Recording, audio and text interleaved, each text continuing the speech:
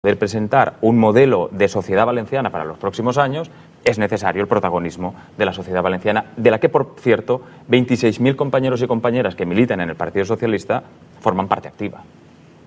Sí, señor Romeu, usted es director de la Fundación Jaime Vera, en la órbita del pensamiento y del lanzamiento de propuestas y del análisis, y mientras siga siéndolo y no la absorba Jesús Caldera en esa megafundación que va a unificar todas, me gustaría saber qué es lo que tiene que corregir en la línea de lo que estaba comentando ahora. ¿Qué hay que corregir qué tiene que corregir el socialismo valenciano para tener la oportunidad de ganar unas elecciones?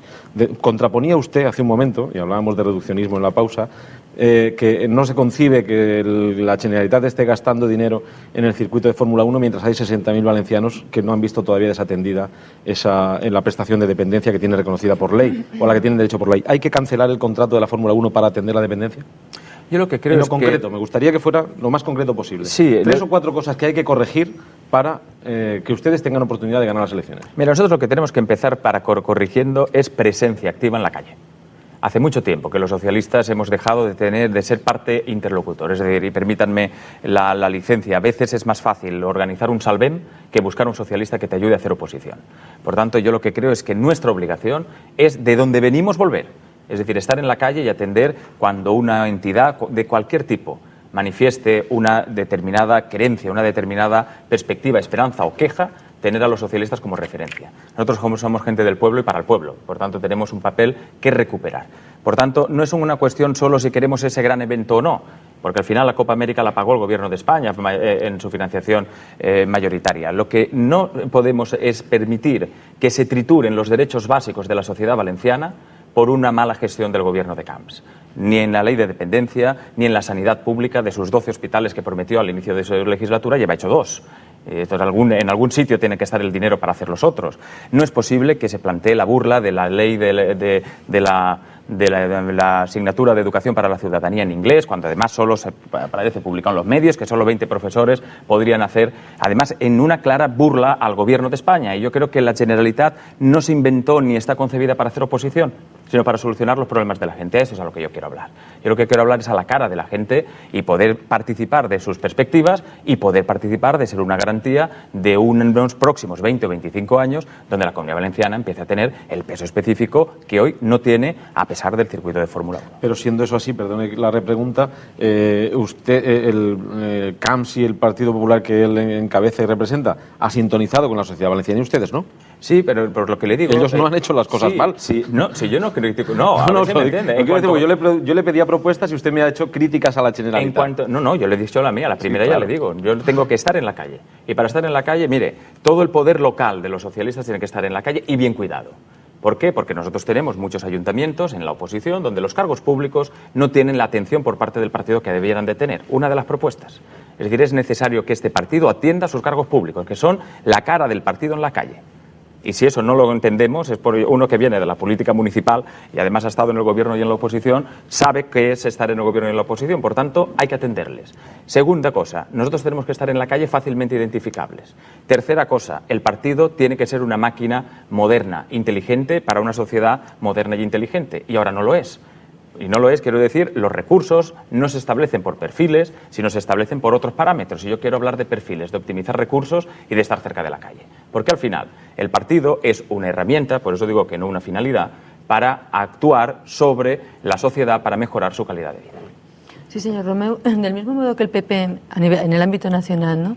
Es consciente que para ganar las elecciones generales o recupera parte de sus votantes que han hecho una transferencia de voto al PSOE o nunca podrá gobernar, y fundamentalmente en 2 territorios como son Cataluña y el País Vasco. Supongo que ustedes son conscientes de que la única forma de ganar unas elecciones aquí, el PSPV-PSOE en la Comunidad Valenciana, es recuperando parte de su voto que se ha transferido al PP, porque el voto que podían ustedes recuperar por parte de, digamos, la izquierda del PSOE, ese voto ya hemos visto lo que da de sí, ¿no?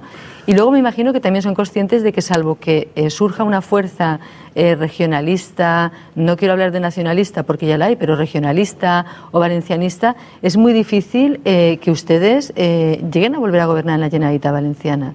Lo digo porque no sé qué estrategia, usted que además aspira a ser candidato a la presidencia de la Generalitat, ¿no?